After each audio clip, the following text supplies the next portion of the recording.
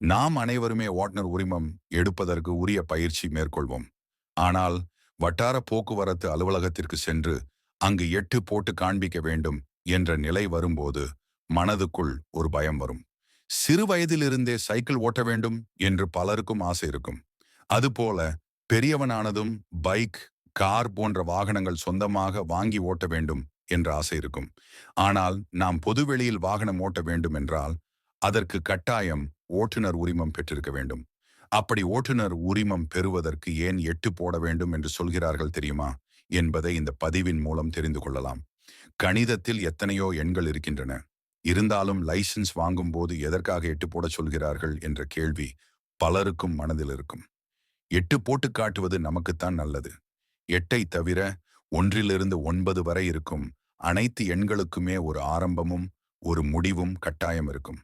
அதாவது உதாரணமாக 7 என்ற எண்ணை எடுத்துக்கொள்வோம். அது மேலிருந்து தொடங்கி கீழே முடிந்து விடுகிறது. இது போலதான் மற்ற எண்களும் இருக்கின்றன. ஆனால் 8 அப்படி கிடையாது. 8 ஆரம்பம் தெரிந்தாலும் அதற்கு முடிவு என்பதே கிடையாது. 8 என்ற எண் மட்டும் இடைவிடாது தொடர்ந்து கொண்டே இருக்கும் ஒரு எண் வடிவமாகும். ஓட்டுநர் உரிமம் பெறும்போது 8 வடிவத்தில் இருக்கும் இடத்தில் வாகனத்தை ஒட்டி காட்ட வேண்டும் என்று சொல்வார்கள். அப்படி நாம் 8 என்ற வடிவத்தில் வண்டியை ஓட்டி காட்டும்போது கால்களை தரையில் வைக்காமல் வண்டியை இயக்க வேண்டும். அதுபோல 8 என்ற வடிவத்தில் வண்டியை ஓட்டி காட்டும் போது சவாலானதாக இருக்கும்.